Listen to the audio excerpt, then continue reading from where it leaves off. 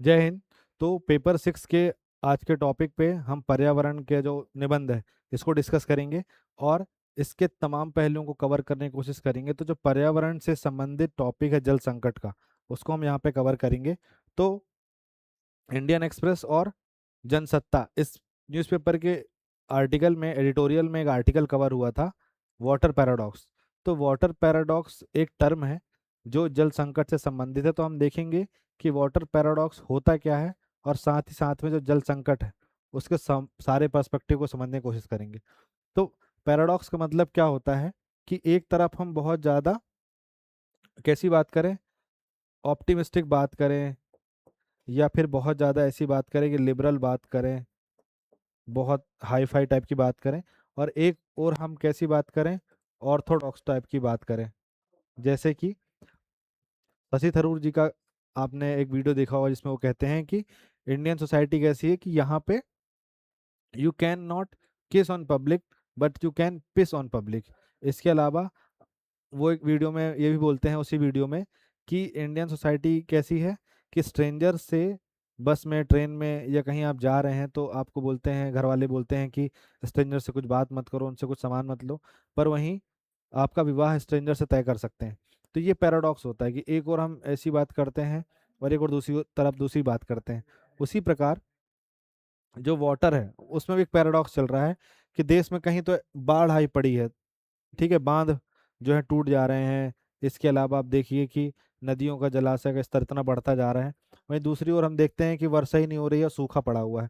तो ये water paradox की कंडीशन है। और ये वाटर पैराडॉक्स की कंडीशन क्यों बनी हुई है, क्यों वाटर पैराडॉक्स है, इस सारी चीज़ों को यहाँ पे समझेंगे, जो कि वाटर क्राइसिस से संबंधित है, जल संकट से। तो इसका हम एक इंट्रो बनाएंगे कि इस इंट्रो में आपका, इसके इंट्रो में आपको, जैसे आपको क्या, एक कोट लिख देना है जिसमें आपका कोट स्टार्ट करना है किसका, रहीमन पानी राखी, ये वाला कोट लिखना है। तो इंट्रो में आप बढ़िया सा, ये मैं मान के चल रहा हूँ कि 20 मार्क्स वाले में आ सकता है, पर 50 मार्क्स वाले में भी आ गया तो आप इसको बना ले जाएंगे। तो रहीमन पानी राखिए बिन पानी, सब सून पानी गए ना उबरे, मोती मानुस चून। तो इसको आप क्या करिए, यहाँ पे रहीम दास का नाम लिख दीजिए, और इस प्रकार से ये आपका जो है एक इंट्रो की लाइन तैयार हो जाएगी। और इसके बाद इसी लाइन को एक्सप्लेन करते हुए आप बता सकते हैं कि पानी की क्या समस्या है, सब चीज़ों को।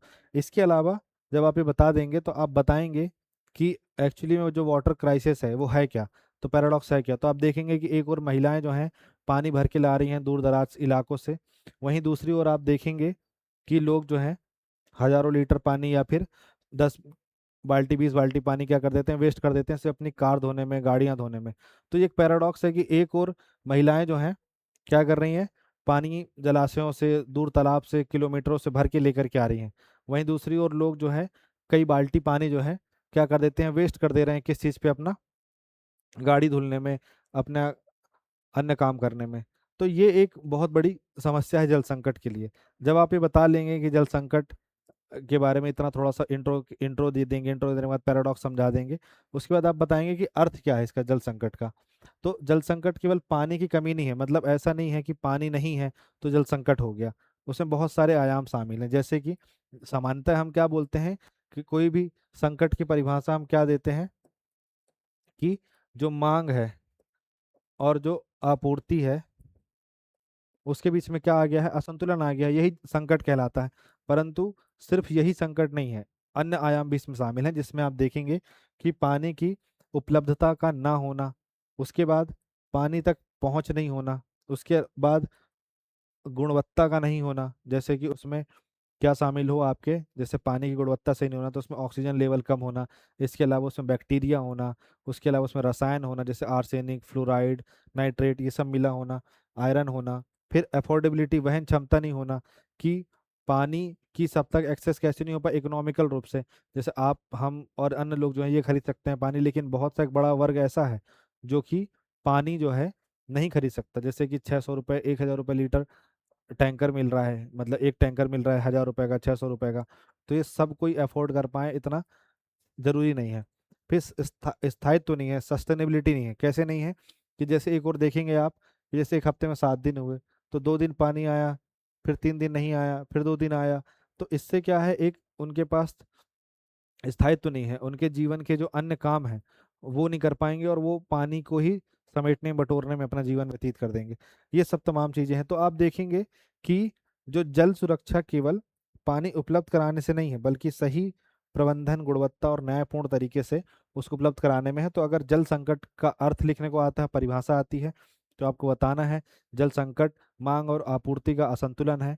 परंतु जल संकट इसके भी आगे की चीज है, जैसे कि उसमें आप लिखेंगे कि लोगों को पानी की सही समय पे उपलब्धता नहीं होना, उपलब्धता है तो उस तक पहुंच नहीं होना, पहुंच है तो उसमें गुणवत्ता नहीं होना, ये सब चीज़ें। फिर उसके बाद आपको लिख सकते हैं कि वहन नहीं कर पा रहे हैं, उसकी एक्सेसिबिलिटी नहीं है, अफोर्डेबिलिटी नहीं है कि उसको खरीद सकें, इतना महंगा हो रखा है। इसके अलावा स्थायित्व तो नहीं है कि मतलब इरेगुलर है, कभी आ रहा है कभी नहीं आ रहा।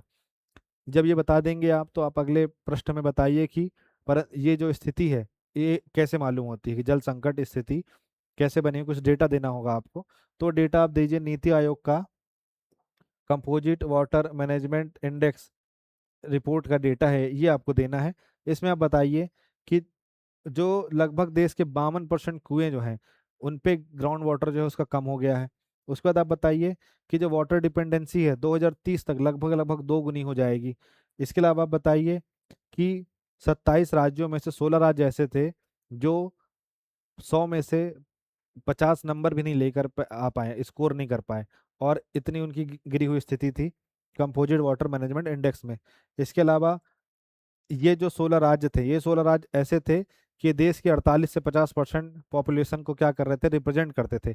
इसके अलावा यही 16 राज्य ऐसे हैं जहाँ पे 40% ज़्यादा कृषि उत्पादन होता है। यही 16 राज्य ऐसे हैं जहाँ पे 35% ये इकोनॉमिक रूप से योगदान देते हैं देश में।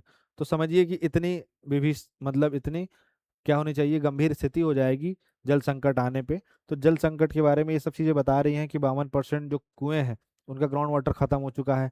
फिर उसके बाद आप देखेंगे कि 2 गुनी बढ़ जाएगी डिमांड 2030 तक।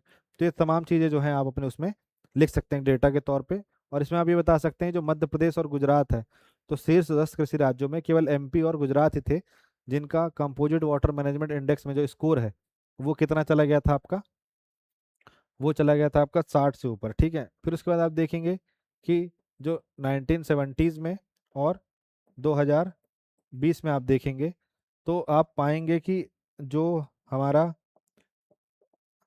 वाटर अवेलेबिलिटी है, तो आप पाएंगे कि 1970 में 2594 2594 मिलियन क्यूबिक इतनी क्या थी, उपलब्धता थी।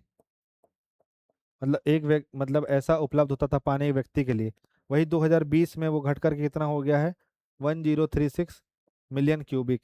तो ये 50 सालों के गैप में ये स्थिति आ गई है कि जो पानी की उपलब्धता है वो प्रति व्यक्ति इतनी घटती जा रही। तो 2594 मिलियन क्यूबिक से 1036 मिलियन क्यूबिक पे आ चुका है वो। तो ये आपको एक क्राइसिस की जो स्थिति है ये आपको दिखानी है कि ये वाली समस्या बनी हुई है। इसके अलावा आप भारत में जल संकट के प्रमुख कारण अगले पेज में बताएंगे कि जल संकट के ये कारण है।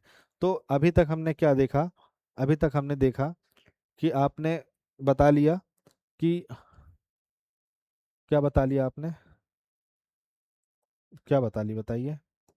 आपने बताया कि हम इंट्रो कैसे लिखेंगे, तो आपने बताया कि हम इंट्रो ऐसे लिखेंगे कि हम इसमें एक क्या डालेंगे, कोट डालेंगे, या हम इसमें एक दोहा डालेंगे रहीम दास जी का। ठीक है, इसके बाद उस दोहे को थोड़ा सा एक्सप्लेन करेंगे। फिर उसके बाद हम क्या करेंगे कि एक जो पैराडॉक्स है, जो विरोधाभास है, उसको समझाएंगे कि कहीं पे क्या हो रखा है भारत में, व्हाट इज दिस, कहीं पे क्या हो रखा है कि सूखा हो रखा है, कहीं पे ऐसा हो रखा है कि बाढ़ आ रखी हुई है। तो इससे क्या हो रहा है, एक जगह बाढ़ एक जगह सूखा रखी हुई है, तो इसी को ही क्या बोला गया है, वाटर पैराडॉक्स बोला गया है। इसके पश्चात आप बताएंगे कि जो जल संकट है उसका अर्थ क्या होता है, उसकी अवधारणा स्पष्ट करेंगे। तो आप बताएंगे कि उस तक क्या नहीं है, पहुंच नहीं है। आप बताएंगे कि उपलब्धता नहीं है। आप क्या बताएंगे कि वहनीयता नहीं है। आप क्या बताएंगे कि स्थायित्व नहीं है। फिर आप क्या बताएंगे कि जो गुणवत्ता है वो नहीं है। ये जब आप बता देंगे जल संकट का अर्थ, इसके पश्चात आप बताएंगे कि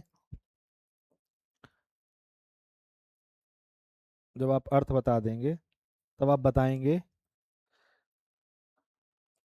कि जो डेटा है वो देंगे आप। इस डेटा में आप दो डेटा डालेंगे, एक डालेंगे कंपोजिट वाटर मैनेजमेंट इंडेक्स किसका, नीति आयोग का। इसमें आप बताएंगे कि देश के जो 52% जो क्या है, जो कुएं हैं, उनका जो ग्राउंड वाटर है वो कैसा हो गया, कम हो गया है या लगभग ख़त्म हो गया है। फिर आप बताएंगे कि 2030 तक दो गुनी हो जाएगी क्या, मांग पानी की। पर मांग बढ़ जाएगी लेकिन उपलब्धता नहीं होगी।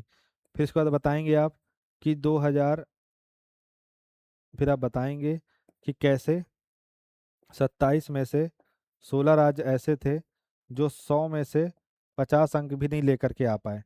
फिर आप बताएंगे कि ये जो 16 राज्य ऐसे थे, ये देश की 40% क्या कर रहे थे, कृषि का भार उठा रहे थे, 35% इकोनॉमी का भार उठा रहे थे देश की। इसके बाद आप बताएंगे कि जो एमपी है और जो गुजरात है, यही दो ऐसे राज्य थे जिन्होंने 60+ स्कोर हासिल किया किसमें, कंपोजिट वाटर मैनेजमेंट इंडेक्स में। इसके पश्चात आप बताएंगे, अब जो मैं आपको बताने वाला हूँ वो, तो ये आपको ध्यान रखना है कि ऐसे आपको अपना पूरा यहाँ तक सेटअप जमाना है। इसके पश्चात आप बताइए अब बताइए कि इसके कारण क्या है। तो समानतः मैं इसको ऐसा बोलता हूँ कि आप कारण को ऐसे बांट लीजिए, कैसे बांट लीजिए कारण को आप, कि कारण को आप ऐसे बांट लीजिए, ये दिखेगा नहीं, कि जैसे समानतः कारण हो गया, तो कारण को हमने बांटा कि एक बांट लिए, एक बांट लिया हमने मान ली सामाजिक, एक बांट लिया हमने क्या, आर्थिक बांट लिया, एक हमने बांट लिया भूगोलिक, बांट लिया भौगोलिक, बांट लिया, एक हमने राजनीतिक बांट लिया। ठीक है। अब लेकिन यहाँ पे ये वाला जो डिवीजन है मेरे ख्याल से नहीं करके हम क्या करें, हम यहाँ पे सीधे जो मैं आपको कुछ इंपॉर्टेंट कारण बता रहा हूँ वो आप लिखें। जैसे कि आप लिख सकते हैं कि जो अनियमित वर्षा हो रही है ये एक बड़ा कारण है, भूजल में अत्यधिक दोहन जो हो रहा है ये एक बड़ा कारण है, जल स्रोतों का जो अतिक्रमण हो रहा है ये एक बड़ा कारण है, अनियोजित जो शहरीकरण हो रहा है ये एक बहुत बड़ा कारण है, और जो जलवायु परिवर्तन हो रहा है ये एक बहुत बड़ा कारण है। अब मैं इन कारणों को आपको एक्सप्लेन करता हूँ। जैसे कि आप देखेंगे कि क्या बोल रहा है, अनियमित वर्षा। तो जैसे आपने देखा होगा कि इस साल ही देख लीजिए आप, जो खरीफ का सीजन है चल रहा है, तो कितना ज़्यादा दिक्कत आई हुई है कि अल्नीनो के इफेक्ट की वजह से, जो अल्नीनो का जो प्रभाव पड़ा हुआ है उसकी वजह से वर्षा बहुत अनियमित हुई है। तो जब होनी चाहिए थी तब नहीं हुई, और हो रही है तो एकदम बहुत ज़्यादा हो रही है, फिर किस दिन हो नहीं रही है। तो जो मानसून का जो कहना चाहिए क्या बोलते हैं जो गैप है वो बहुत ज़्यादा बढ़ गया है। इसके अलावा आप बताइए कि भूजल का बहुत अधिक दोहन हो रहा है, क्यों, क्योंकि जनसंख्या बढ़ रही है, सिंचाई की आवश्यकता बढ़ रही है, जल स्तर में से गिरावट आ रही है। इसके अलावा भी जैसे देखिए हर घर में लगभग लगभग लोग बोरिंग करवा के बैठे हुए हैं, बोरिंग करवा लिए हैं, उसकी वजह से क्या होता है कि वो अपनी गाड़ियां धुल रहे हैं, घरों को धुल रहे हैं। उसके अलावा जो गार्डनिंग कर रहे हैं उसमें अथाह पानी डाल रहे हैं, जबकि उसको रिसाइकल करके जो किचन का पानी उसी को उसमें डालना चाहिए। इसके अलावा लोग क्या कर रहे हैं, सड़कें धुलने में लगे हुए हैं, फर्श धुल रहे हैं, दो दो दिन में, एक एक दिन में 2 बार छत धुल रहे हैं। तो ये तमाम चीज़ें क्या है, भूजल का बहुत ज़्यादा दोहन कर रही हूँ कि वो नीचे से ही पानी आ रहा है सब बोरिंग में। इसके अलावा आप देखिए फिर जो कृषि होती है तो कृषि में मोटर चालू कर दी तो बह रहा है पानी, क्योंकि बिजली बिल लगभग लगभग फ्री के ही आसपास है। तो इस तरीके से आप देखेंगे कि वाटर, जो ग्राउंड वाटर है उसका बहुत ज़्यादा मिसमैनेजमेंट और बहुत ज़्यादा वेस्टेज होता है। फिर इसके बाद आप देखेंगे कि जल स्रोतों का अतिक्रमण। तो आप देखिए कि जो तालाब झील ये सब चीज़ें हैं जहाँ पे बनी हुई हैं, थोड़ा सा भी दिखा कि तालाब झील खिसक रही है, कम हो रही है, उसके बगल में ही कोई बिल्डिंग बना दी, इंक्रोचमेंट कर लिया गया। अब उसकी वजह से उस शहर में रहने वाले लोगों की संख्या तो बढ़ गई, लेकिन आपने ये नहीं देखा कि ये पानी ही पिएंगे, खाना ही बनाएंगे, तो उसके लिए पानी लगेगा। तो वो जो जल स्रोत था उसको तो आपने खा लिया, उसको आपने इंक्रोचमेंट कर लिया। तो ये जो समस्याएं हैं किसकी वजह से, जल स्रोतों का अतिक्रमण होने की वजह से भी भूजल में भूजल संकट बना हुआ है। फिर अनियोजित शहरीकरण, इस तरीके से शहरीकरण कर रहे हैं कि कहीं पे जहाँ पे मतलब जिस प्लानिंग के तरीके से होना चाहिए था, फिर उसके बाद उस शहर में प्रॉपर इस तरीके से वाटर मैनेजमेंट होना था, जैसे कि आप धौलावीरा देखेंगे तो या फिर सिंधु घाटी सभ्यता के अन्य स्थल देखेंगे, तो वहाँ पे वो सब चीज़ें मौजूद ही नहीं हो रही हैं। और जब वहाँ पे वो सब चीज़ें मौजूद नहीं हो रही हैं, अच्छे तरीके से प्लान करके बनाया नहीं जा रहा है, तो इससे ये नुकसान होता है कि उस शहर में कोई भी चीज़ें सही से प्रोवाइड ही नहीं हो पाती हैं, और अनियोजित निर्माण होता है, शहरी विस्तार होता है, वर्षा जल की प्राकृतिक रिसाव में बाधा आती है। ये सब तमाम चीज़ें होती हैं। फिर उसके बाद जब जलवायु परिवर्तन एक बड़ा कारण है, जैसे तापमान में वृद्धि हो रही है, चरम मौसमी घटनाओं में वृद्धि हो रही है, जल संसाधनों पर दीर्घकालिक प्रभाव बन रहा है। ये सब चीज़ें जो हैं, क्या कर रहा है, वाटर क्राइसिस को मतलब बनाने में, वाटर क्राइसिस पैदा करने के एक बड़े कारण बने हुए हैं ये सब। फिर हम देखें तो आपने देख लिया कि जो कारण है, ठीक है, कारण क्या क्या हो सकते हैं ये। तो कारण हो सकते हैं आपके, पहला तो कारण ये हुआ आपका कि अनियमित क्या हो गई, वर्षा हो गई, ये कारण बना। अनियमित वर्षा के बाद हम क्या कर रहे हैं, तो भूजल का क्या कर रहे हैं, दोहन कर रहे हैं। कैसा दोहन कर रहे हैं, अत्यधिक दोहन कर रहे हैं। फिर हम क्या कर रहे हैं, इसके बाद हम ये देख रहे हैं कि जो क्या बोलते हैं आपका, जो शहरीकरण है वो कैसा हो रहा है आपका, अनियंत्रित और अनियोजित। इसके बाद आप देखेंगे कि अतिक्रमण हो रहा है। किसका अतिक्रमण हो रहा है, जल स्रोतों का अतिक्रमण हो रहा है। फिर इसके बाद आप देखेंगे कि जो जलवायु परिवर्तन है, ये तो चीज़ बनी हुई ही है। तो इस तरीके से वाटर क्राइसिस के समक्ष ये सब जो है एक कारण बने हुए हैं, ये सब कारण बने हैं वाटर क्राइसिस होने के। फिर आप देखिए, फिर वही जो विरोधाभास आप बताइए कि कहीं बाढ़ आ रही है, फिर से उसको बता दीजिए, और कहीं सूखा पड़ रहा है। तो एक ही समय पर कहीं पानी बहुत अधिक है, तो कहीं पानी का गंभीर अभाव है। तो जहाँ बाढ़ आ रही है वो क्षेत्र बता दीजिए, यूपी हो गया, पूर्वांचल हो गया, असम, बिहार, पश्चिम बंगाल, ये सब क्षेत्र हो गए। फिर उसके बाद जहाँ सूखा पड़ रहा है, तो उसमें आपका बुंदेलखंड हो गया, महाराष्ट्र हो गया, कर्नाटक का उत्तरी क्षेत्र हो गया। तो इन सब जगहों पे, एक जगह पे सूखा आ रखा है देश में, एक ही सेम जगह पे बता रहा हूँ, सेम टाइम पे बता रहा हूँ, हो रखा है ये। जो अभी आप देख लीजिए, अभी के ही समय पे बारिश का मौसम चल रहा है, उस पे ये हो रखा है। अब आप बताइए कि जो जल संकट है, वो सामाजिक न्याय का मुद्दा भी है, कि जल संकट का प्रभाव सभी पर समान नहीं होता, बल्कि असमानता को और बढ़ाता है। 10 लोग हैं, या एक शहर है, एक शहर में बहुत सारे लोग रहते हैं, हर अलग अलग लोकेलिटी में लोग रहते हैं। अब आप बताइए, जो वाटर क्राइसिस जब होगा, तो झुग्गी झोंपड़ी वाले को, जो स्लम में रहने वाले लोग हैं, उनको ज़्यादा इम्पैक्ट पड़ेगा, या फिर जो लोग महलों में रह रहे हैं, अच्छी जगह पॉश कॉलोनीज में रह रहे हैं, उनको असर पड़ेगा। तो जल संकट से असमानता भी आएगी, आप ये समझिए। कैसे आएगी असमानता, और किस पे ज़्यादा प्रभाव पड़ेगा। तो सिंपल सी बात है, जैसे मान लीजिए कि मैं पानी अफोर्ड नहीं कर सकता, मतलब ऐसा पानी अफोर्ड नहीं कर सकता कि मैं टैंकर बुलवाऊँ, और फिर उसके बाद क्योंकि मेरा दिन की कमाई ही 200 रुपये 300 रुपये है, तो कैसे चलेगा। तो ऐसे में जो गरीब वर्ग है, इसके अलावा जो महिला वर्ग है, इसके अलावा जो वंचित वर्ग है, इसके अलावा जो किसान वर्ग है, इन सबको ये समस्या झेलनी पड़ेगी। तो देखिए, जो गरीब वर्ग हो गया, महिलाएं हो गई, किसान हो गए, ग्रामीण समुदाय हो गए, और संवेदनशील समुदाय जो है, इन सबको इस पे असर पड़ेगा। किसका, वाटर क्राइसिस का असर पड़ेगा। कैसे असर पड़ेगा, देखिए, जो गरीब है, गरीब वर्ग है जो, उसके साथ क्या होगा, उसकी आर्थिक स्थिति या आर्थिक क्षमता उसकी कम है, तो वो क्या करेगा, पानी खरीदने में असमर्थ रहेगा। असमर्थ रहेगा तो वो दूषित, मतलब उसको ऐसा पानी मिलेगा जो कि क्या हो, कंटेमिनेटेड हो, जिसकी गुणवत्ता अच्छी नहीं हो। इसकी वजह से क्या होगा, अगर उसकी गुणवत्ता अच्छी नहीं है, तो उसका स्वास्थ्य प्रभावित होगा। इसके बाद आप देखिए, जो महिलाएं हैं, इनको बहुत दूर जाना पड़ेगा क्या करने के लिए, पानी भरने के लिए, इनको बहुत दूर जाना पड़ेगा पानी लेकर के आने के लिए, इससे उनका स्वास्थ्य प्रभावित होगा।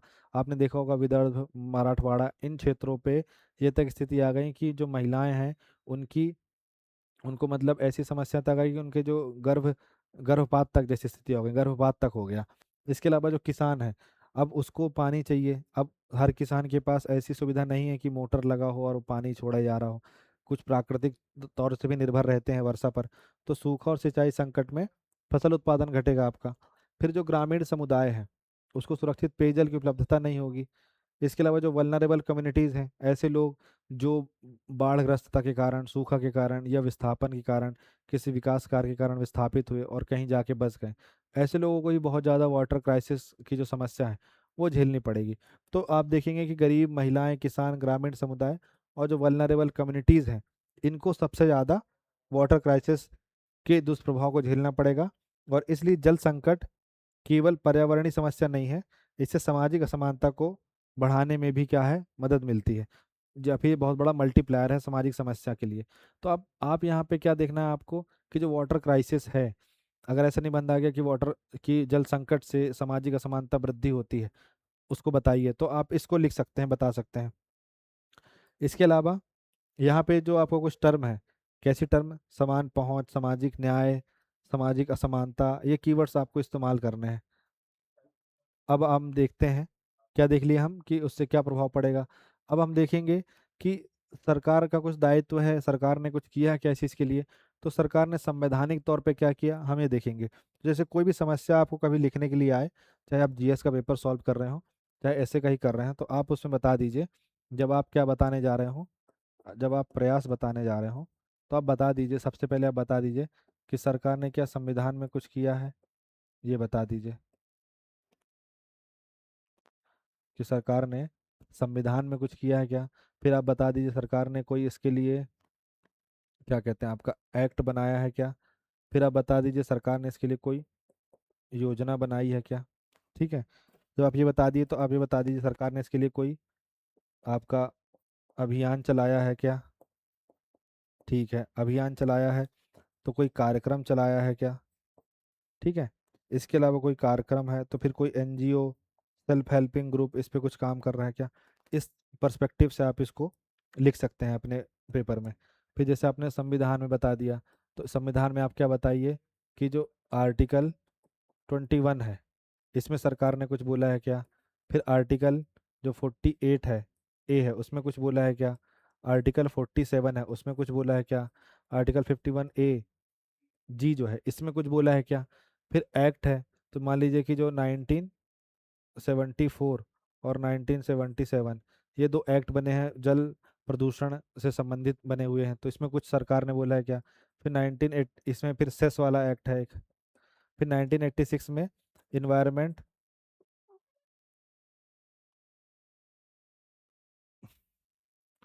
इन्वायरमेंट प्रोटेक्शन एक्ट आया था, उसमें कुछ बोला है सरकार ने क्या।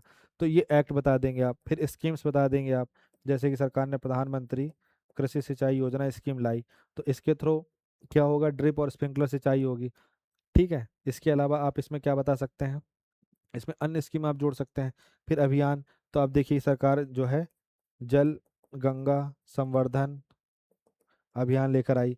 फिर इसी में ही आप क्या कर सकते हैं, नदी जोड़ो परियोजना आप डाल सकते हैं। फिर इसी में ही आप अटल भूजल योजना डाल सकते हैं। ठीक है, फिर इसके बाद जैसे कार्यक्रम हो गया, कुछ मिशन हो गया, तो इसी में आप देखिए सरकार जो है जल जीवन मिशन लेकर के आई। तो ये तमाम चीज़ें जो हैं, फिर जैसे एनजीओ है, तो कुछ पानी एक एनजीओ है मराठवाड़ा में विदर्भ में काम करता है। तो ये तमाम चीज़ों के तरीके से आप इसको क्या कर सकते हैं, इसको आप दिखा सकते हैं उस पे, है ना। ठीक है, इसके बाद आपको क्या करना है, इसके बाद आपको करना है कि भाई जो मैं पीछे आपको बताया, तो यार देखिए आर्टिकल 21 में क्या है, जीवन का अधिकार है। इसमें क्या है, पेयजल को गरिमापूर्ण जीवन का आवश्यक हिस्सा माना गया है। फिर जब पानी नहीं पियोगे तो जिंदा ही कहाँ से रहोगे, जिंदा ही नहीं रहोगे तो गरिमा कहाँ से रहेगी। ठीक है, फिर राज्य का दायित्व है डीपीएसपी में, नीति निर्देशक तत्वों में क्या दायित्व है, कि वो राज्य के जनता का स्वास्थ्य पोषण और जीवन स्तर को बना के रखे। तो जीवन स्तर कब बना रहेगा, पोषण स्वास्थ्य कब बना रहेगा, जब पानी रहेगा। अनुच्छेद 48 ए में क्या बोला है सरकार ने, ये अपना 42 कॉन्स्टिट्यूशनल अमेंडमेंट 1976 से जुड़ा था। इसमें आपको क्या बताना है कि सरकार पर्यावरण संरक्षण के लिए काम करती है, तो पर्यावरण संरक्षण में तो पानी आएगा ही। फिर उसके बाद 51 ए जी में सरकार ने क्या बोला, कि नागरिकों का ये मौलिक कर्तव्य है कि नदियों झीलों तालाबों अन्य प्राकृतिक पर्यावरण की रक्षा करे, संवर्धन करे, उनके प्रति दया का भाव रखे। ठीक है, तो चार अनुच्छेद मिलकर कहते हैं जल सुरक्षा अधिकार है, दायित्व है और उसका संरक्षण करना चाहिए। ठीक है, तो ये तीन सरकार के दायित्व हैं, और ये वाला जो दायित्व है ये जनता का दायित्व है। इनका भी दायित्व है कि ये सिर्फ इनको अधिकार जो है इंजॉय करने के लिए नहीं मिले हैं, उनके पास कर्तव्य भी हैं कि उन कर्तव्यों का पालन करके देश का क्या करे, विकास करे, और इस विकास कार्य में सरकार के साथ भागीदारी बनाए। ठीक है, इसके बाद आप क्या बता सकते हैं कि एक अभी आगे मध्य प्रदेश वाले में पीछे आते हैं अपन, कुछ अभियान सरकार ने चलाए हैं। हाँ, फिर सरकार जैसे सरकारी प्रयास करी है कि जल जीवन मिशन जो लेकर आई थी 2019 में, इसमें हर घर जल योजना हर घर जल मिले, जैसे टैप वाटर मिले। इसके लिए सरकार ने क्या किए थे, प्रयास किए थे कि लोगों को आसानी से और उनके घर तक, मतलब जैसे नल चालू कर और पानी मिले, ये करना था। फिर उसके बाद अटल भूजल योजना आई थी 2019 में। इसमें क्या था, भूजल स्तर में सुधार करना था और सतत भूजल प्रबंधन करना था। इसका फोकस सामुदायिक भागीदारी और डिमांड साइड मैनेजमेंट में था। तो अटल भूजल योजना आई थी। भूजल योजना सिंपल सी बात है, ग्राउंड वाटर को रिस्टोर करना है। फिर जल शक्ति अभियान 2019। तो जल शक्ति अभियान जो है, इसमें क्या था, जल संरक्षण और जल स्रोतों का पुनर्जीवन करना था। तो जल संरक्षण अभियान के तहत जो जल स्रोत है, वाटर सोर्स है, उनका क्या करना है, संरक्षण करना है। फिर कैच द रेन। तो इसमें क्या करना है, जो छत है, इससे जो पानी आ रहा है इसको यहाँ टंकी में स्टोर कर लें, या फिर जो नीचे उसको ग्राउंड पे स्टोर कर लें। तो कैच द रेन स्कीम आई थी 2022 में। फिर उसके बाद आप देखेंगे अमृत 2.0। तो 2021 से 26 के बीच में ये चलाई जा रही है। और इसमें शहरी जल आपूर्ति, सीवरेज, वेस्ट वाटर मैनेजमेंट, इन सबको मजबूत किया जा रहा है। ठीक है। ये तमाम प्रयास जो है सरकार कर रही है, ये आप लिख सकते हैं। फिर इसमें अन्य स्कीम जो मैंने आपको पीछे बताई, वो भी आप डाल सकते हैं। जैसे कि क्या स्कीम मैंने आपको बताई कि आप इसमें आप डाल सकते हैं। जैसे जैसे आप इसमें डाल सकते हैं नदी जोड़ो परियोजना, आप इसमें डाल सकते हैं। ठीक है। फिर इसमें आप डाल सकते हैं प्रधानमंत्री कृषि सिंचाई योजना, आप डाल सकते हैं। फिर इसमें आप डाल सकते हैं पीएम कुसुम भी डाल सकते हैं। पीएम कुसुम ऐसे डाल सकते हैं कि उनके पास क्या रहेगा, बिजली पे निर्भरता कम रहेगी, और क्या कहते हैं, आपका सोलर एनर्जी पे ज़्यादा निर्भरता रहेगी, तो जितना चार्ज होगा उस हिसाब से चलेगा। तो इनको वेस्ट करने में क्या रहेगा, सुविधा नहीं रहेगी, वेस्ट नहीं कर पाएंगे। फिर उसके बाद आप इसमें क्या लिख सकते हैं, जो आपका मिनिस्ट्री ऑफ जो जल शक्ति मंत्रालय है, वो लिख सकते हैं आप कि 2019 में जल शक्ति मंत्रालय बनाया गया। ठीक है। फिर नदियों की सफाई करने के लिए तो आप देखिए गंगा जल संवर्धन अभियान चलाया गया, नमामि गंगे योजना जिसको बोला जाता है। ठीक है, नमामि गंगे योजना चलाई गई। इसके बाद इसमें और आप क्या लिख सकते हैं वाटर रिसोर्स से संबंधित। तो जो जो आपको इसमें स्कीम्स याद आ रही हैं, जो जो कार्यक्रम याद आ रहे हैं, जैसे अभी जल गंगा संवर्धन अभियान चलाया गया,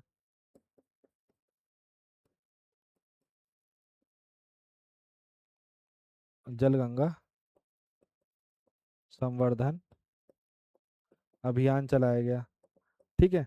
तो ये सब चीज़ें जो प्रोग्राम से कार्यक्रम सरकार कर रही है वाटर क्राइसिस को दूर करने के लिए, आपको लिखना है। ठीक है। तो यहाँ पे मैंने क्या बताया आपको, ये 5 चीज़ें बताइए आपको लिखना है। अब इनकी कुछ सीमा है, लिमिटेशंस है। ठीक है। क्या लिमिटेशंस है, कि योजनाओं का क्रियान्वयन जो है नहीं हो पा रहा है। इसके अलावा रख रखाव की कमी है और फंड की कमी है। फिर उसके बाद भूजल दोहन और प्रभावी नियंत्रण नहीं है। जन भागीदारी और जागरूकता की कमी है। ये सब चीज़ें इसमें चैलेंजेस आप लिख सकते हैं। फिर इसमें कुछ चीज़ें जो मैंने आपको पीछे बताई, उसमें आप कुछ चीज़ें और ऐड कर सकते हैं। जैसे कि आप क्या ऐड कर सकते हैं, इसमें जो प्राचीन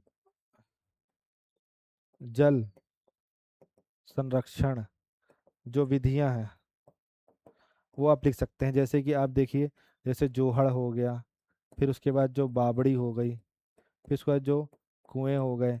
ठीक है। इसके अलावा जो जो वाटर सेट मैनेजमेंट है, जिसमें कि क्या कहते हैं, आपका ऊंचे स्थान पे एक बना करके ढाल से फिर पानी दूसरी जगह लाया जाता है।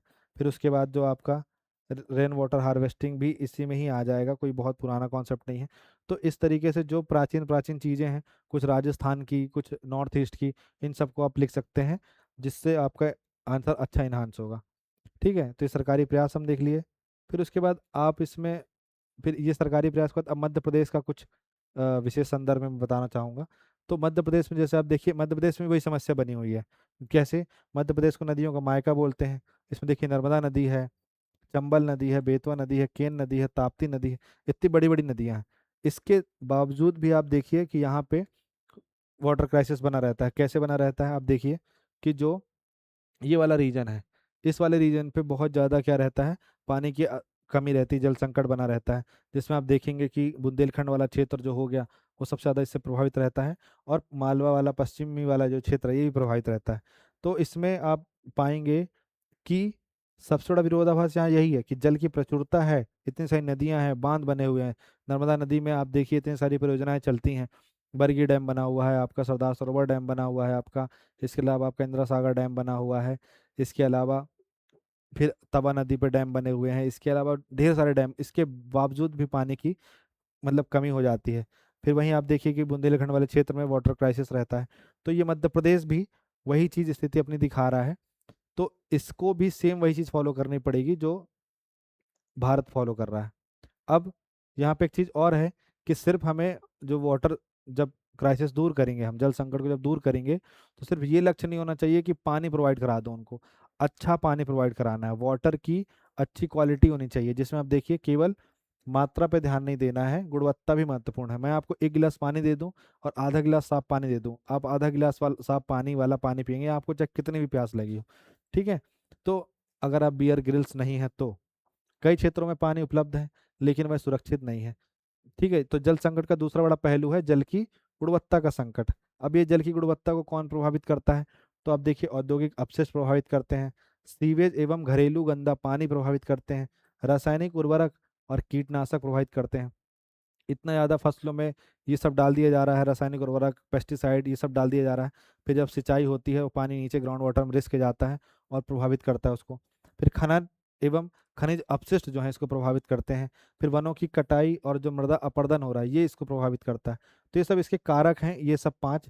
इसके अलावा आप देखिए कि अगर सिर्फ पानी का उपलब्ध होना ही पर्याप्त क्यों नहीं है, क्योंकि आप देखिए अगर पानी उपलब्ध है ठीक है, लेकिन अगर पानी दूषित है तो क्या होगा?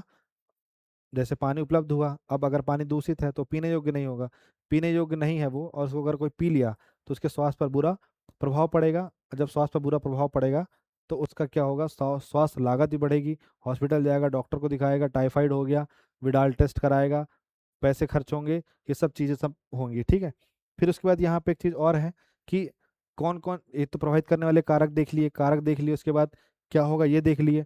तो कौन कौन से ऐसे चीज़ हैं जो जल मतलब जो पानी गुणवत्ता को कम कर देते हैं? एक तो ऑक्सीजन लेवल कम हो जाए पानी का, ठीक है, वो हो गया, बायोलॉजिकल ऑक्सीजन डिमांड बढ़ गई है उस चीज़ की, या सीओडी बढ़ गया है या ओडी बढ़ गई है, कुछ भी डिमांड बढ़ी हुई है, तो वो क्या रिप्रेजेंट कर रहा है? जल की गुणवत्ता खराब हो गई, ये बता रहा है। अब इसके बाद कुछ उसमें तत्व मिले होंगे, जैसे फ्लोराइड मिला होगा, आर्सेनिक मिला होगा, आयरन मिला होगा, नाइट्रेट मिला होगा, ठीक है, कैडमियम मिला हुआ है। तो ये सब चीज़ें क्या रिप्रेजेंट करेंगी? अगर उसमें क्या मिला हुआ है, अगर उसको फ्लोराइड मिला हुआ है उसमें, तो फ्लोराइड मिला हुआ है तो उसकी हड्डी और दांत का जो है क्षरण होने लग जाएगा, हड्डियों को नुकसान पहुंचेगा, दांत को नुकसान पहुंचेगा। फिर अगर आर्सेनिक मिला हुआ है तो कैंसर और त्वचा रोग संबंधी उसको दिक्कतें हो जाएंगी। फिर अगर आयरन मिला हुआ है तो पानी का स्वाद बदल जाएगा, रंग बदल जाएगा, उसकी गुणवत्ता खराब हो जाएगी। फिर नाइट्रेट अगर उसमें मिला हुआ है तो शिशुओं में ब्लू बेबी सिंड्रोम की समस्या हो जाएगी। फिर जीवाणु प्रदूषण, अगर जीवाणु है उसमें तो उसको डायरिया, हैजा, टाइफाइड, ऐसी बीमारियां हो सकती हैं। इवन दो खराब पानी है तो पोलियो जैसी बीमारी भी हो सकती है। तो ये सब चीज़ें जो हैं वाटर क्राइसिस की ओर इशारा करती हैं। अगर उसकी गुणवत्ता अच्छी नहीं रही तो ये समस्या लोगों को हो सकती है। इसके पश्चात अब जब हमने सब देख लिया तो हम कुछ सुझाव दे दें अपने से कि आप ये सुझाव अपना ले सरकार। तो उस सुझाव में कई चीज़ें हैं जो पहला ये देख लेते हैं अपन, ठीक है। तो पहला ये कि हमें इंटीग्रेटेड वाटर रिसोर्स मैनेजमेंट करना चाहिए। मतलब हमें सिर्फ नदी नहीं, हमें नदी के साथ साथ तालाब, बांध, इसके साथ साथ जो वन है इनका भी संरक्षण करना पड़ेगा। फिर उसके बाद हमें रेन वाटर हार्वेस्टिंग करनी पड़ेगी कि छतों पे इस तरीके से बना के या ज़मीन के नीचे बना के ऐसा करना पड़ेगा। फिर हमें ग्राउंड वाटर रिचार्ज पे ध्यान देना पड़ेगा कि चेक डैम बनाने पड़ेंगे, जो कुएं उनको रिचार्ज करने पड़ेंगे। इसके अलावा वाटर एफिशिएंट एग्रीकल्चर पे हमें फोकस करना पड़ेगा, ड्रिप और स्प्रिंकलर सिंचाई पे ज़्यादा ध्यान देना पड़ेगा। फिर हम वाटर सेट डेवलपमेंट करना पड़ेगा, ऐसे पहाड़ी क्षेत्र होते हैं जो, तो इन पे क्या होगा? पानी आएगा, इन पे पानी आएगा, यही पानी रिस्क यहाँ आएगा, यही पानी रिस्क यहाँ आएगा, और इस क्षेत्र का वाटर लेवल जो है वो अपने आप बढ़ेगा। फिर हमें 3R पे, रिड्यूस, रीयूज और रिसाइकलिंग पे फोकस करना पड़ेगा। इससे क्या होगा कि पहली बात तो ये है कि हम क्या करें? रिड्यूस करें, जितना जितना हम हमारे प्रयोग का है कोशिश करें इससे कम में काम हो जाए। आप कोशिश करिए कि किसी दिन आप कोशिश करिए कि मैं एक मग्गे में ब्रश करके दिखाऊंगा, फिर आप ये कोशिश करिए कि मैं एक गिलास पानी में ब्रश करूंगा, ठीक है। इस तरीके से भी आप कर सकते हैं। फिर 3R में वही रिड्यूस, रीयूज। फिर उसके बाद आप ऐसा कर सकते हैं कि जैसे कि मान लीजिए आपने सब्जी को धुला, अब उस पानी को फेंकिए मत। अब सब्जी धुलने वाला पानी पीने योग्य नहीं है, लेकिन वो पानी आप किस में यूज कर सकते हैं, अगर आप बागवानी कर रहे हैं तो उसमें यूज कर सकते हैं।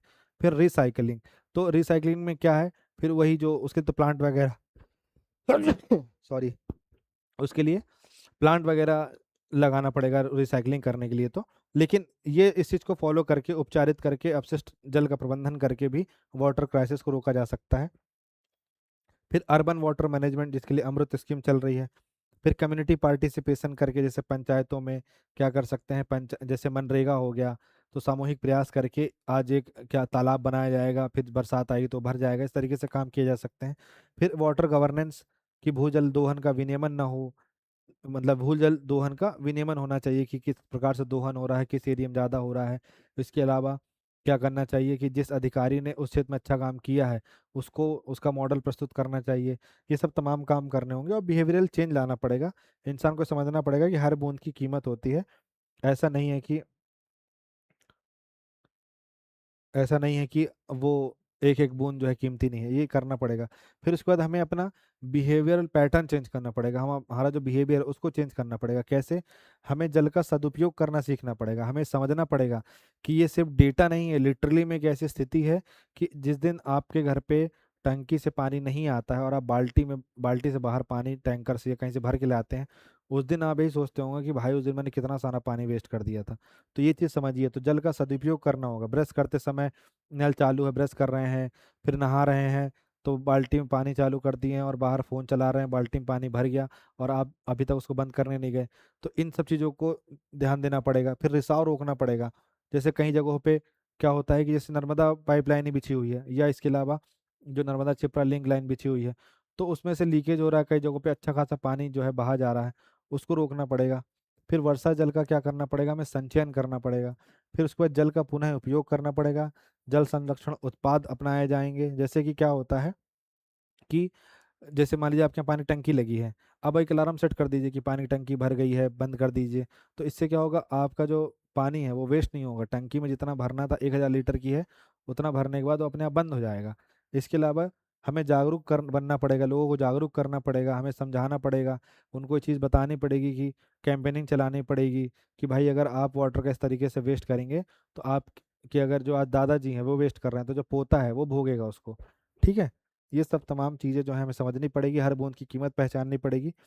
इसके बाद हमें देखना पड़ेगा कि अगर हम व्यवहार परिवर्तन करेंगे तो कुछ लाभ होंगे हमारे। कैसे लाभ होंगे?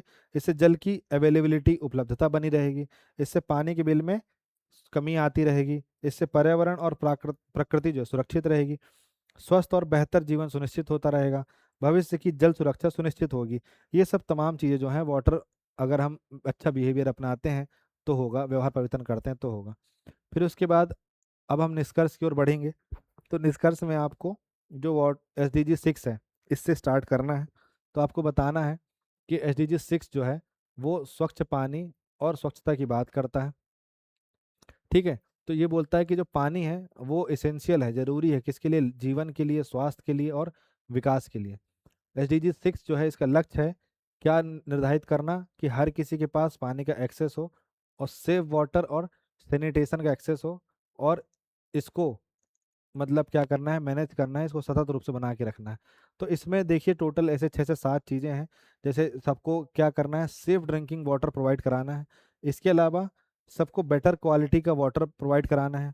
इसके अलावा वाटर यूज एफिशिएंसी बना के रखनी है।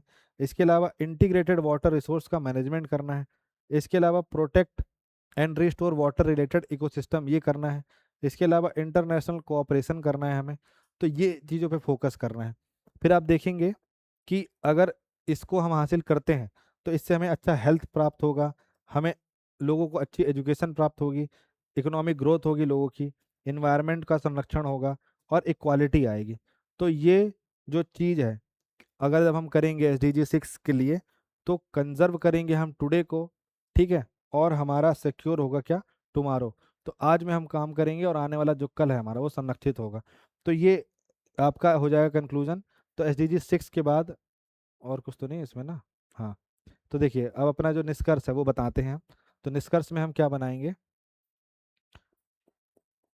निष्कर्ष में हम ये बनाएंगे कि सबसे पहले आप लिखेंगे कि SDG 6 के बारे में आप बताएंगे। फिर अब इधर आप लिखेंगे कि आज बचाएंगे जल तो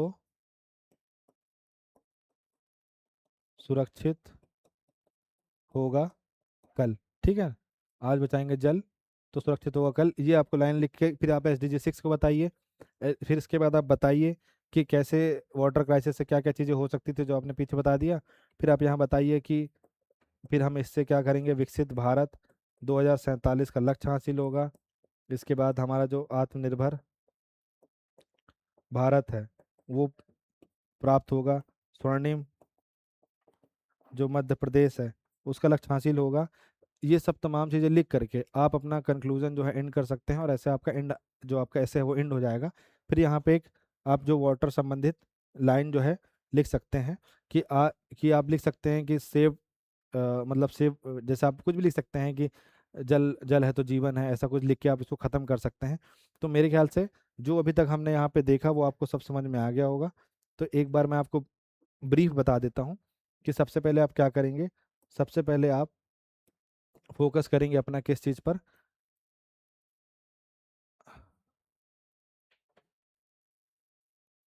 सबसे पहले आप यहाँ पे अपना बनाएंगे, भूमिका बनाएंगे। ठीक है, तो आप भूमिका में क्या लिखेंगे, वही रहीमन पानी, ये वाला आप दोहा लिख देंगे। फिर उसके बाद आप जो है इसमें क्या बताएंगे कि जो जल पैराडॉक्स है, जो वाटर पैराडॉक्स है, उसके बारे में आप बताएंगे। फिर उसके बाद आप बताएंगे, मतलब इसमें आप क्या बताएंगे कि कहीं क्या हो रखा है, बाढ़ हो रखी है, कहीं पे सूखा हो रखा है। इसके बाद आप बताएंगे, कुछ डेटा देंगे। फिर वो डेटा कौन सा होगा, कंपोजिट वाटर मैनेजमेंट इंडेक्स, किसका, नीति आयोग का। इसके बाद आप बताएंगे किसका, वर्ल्ड बैंक का डेटा बताएंगे कि एक समय ऐसा था कि 3,000 मिलियन क्यूबिक के आसपास जो है उपलब्धता थी, और आज 1,036 मिलियन क्यूबिक पे आ गया है, पिछले 5 सालों में ये हो गया है। ये 1970 के समय का था, ये 2020 के समय का है। फिर आप बताएंगे कि ये हम लिख किस कर रहे हैं, जल संकट। फिर आप बताएंगे कि जल संकट का अर्थ क्या है। ठीक है, तो सिर्फ इसमें जो आपका जो डिमांड है और सप्लाई मैच बस नहीं है, इसमें और चीज़ें हैं कि अफोर्ड नहीं कर पा रहे हैं, फिर उसके बाद अवेल नहीं हो पा रहा है, एक्सेस नहीं हो पा रहा है। इसके अलावा क्या है, उसकी जो क्वालिटी है वो सही नहीं है। इसके अलावा आप क्या लिख सकते हैं उसमें कि एक्सेस है वो सही नहीं है। फिर उसके बाद आप क्या बताएंगे, कारण बताएंगे। तो कारण में आप बताएंगे, पहला कारण आप क्या बता सकते हैं कि आप बता सकते हैं कि अनियमित क्या हो रही है, वर्षा हो रही है। अगला कारण आप बता सकते हैं कि जो भूजल है उसका क्या हो रहा है, अत्यधिक दोहन हो रहा है। फिर आप क्या बता सकते हैं, इसके बाद आप बता सकते हैं कि जो हाँ, जो अनियंत्रित क्या हो रहा है, शहरीकरण हो रहा है। फिर उसके बाद क्या लिख सकते हैं, जो जल स्रोत है उनका क्या हो रहा है, अतिक्रमण हो रहा है। फिर आप लिख सकते हैं क्या, जो जलवायु परिवर्तन है वो हो रहा है, ये आप लिख सकते हैं। जब कारण आपने बता लिए तो इसके बाद आपके पास बताने के लिए क्या बचता है, इसके बाद आपके पास बचाने के लिए बचता है, आप बताएंगे प्रयास। ठीक है, तो प्रयास नहीं, आप इसमें लिख दीजिए, इसमें आप प्रभाव बता सकते हैं। ठीक है, तो प्रभाव बता सकते हैं कि स्वास्थ्य पर प्रभाव पड़ता है, शिक्षा पर प्रभाव पड़ता है, ठीक है, महिला पर क्या प्रभाव पड़ता है, इसके अलावा समाज पर क्या प्रभाव पड़ता है, इसके अलावा बता सकते हैं कि अर्थव्यवस्था पे क्या पड़ता है, इसके अलावा राजनीति पे क्या पड़ता है, ये सब बता सकते हैं। फिर उसके बाद जब आप प्रभाव बता लिए तो आप इनको बता दीजिए क्या, इनको प्रयास बता दीजिए कि सरकार ने क्या क्या प्रयास किए हैं। तो सरकार ने इस क्षेत्र पे क्या क्या प्रयास किए हैं, तो पहला प्रयास जैसे कोई एक्ट हो तो बता दीजिए। तो 1974 और 1977 ये सेस वाला एक्ट बता दीजिए। फिर जैसे योजना है तो योजना बता दीजिए। तो योजना में जैसे क्या आपका अटल भूजल योजना हो गई, इसके बाद आप बता सकते हैं इसमें कौन सा प्रधानमंत्री कृषि सिंचाई योजना, फिर नदी जोड़ो परियोजना, ठीक है, फिर आपका जल जीवन मिशन, ये तमाम चीज़ें बता सकते हैं आप।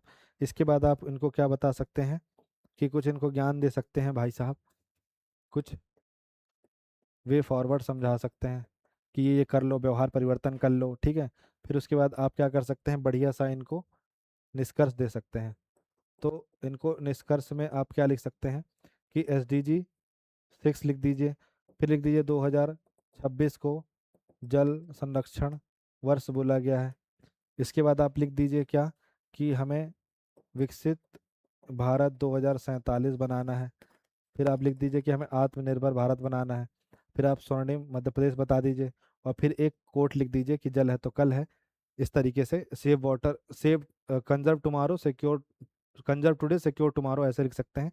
इस प्रकार से आपका जो निबंध है ये पूर्ण हो जाएगा, और आपका जो वाटर क्राइसिस वाला निबंध है आपको बहुत अच्छे से याद भी हो जाएगा। तो आई होप सो ये आपको अच्छा लगा होगा, आपने इसको एंजॉय किया होगा। So thank you so much for watching this video. Have a nice day.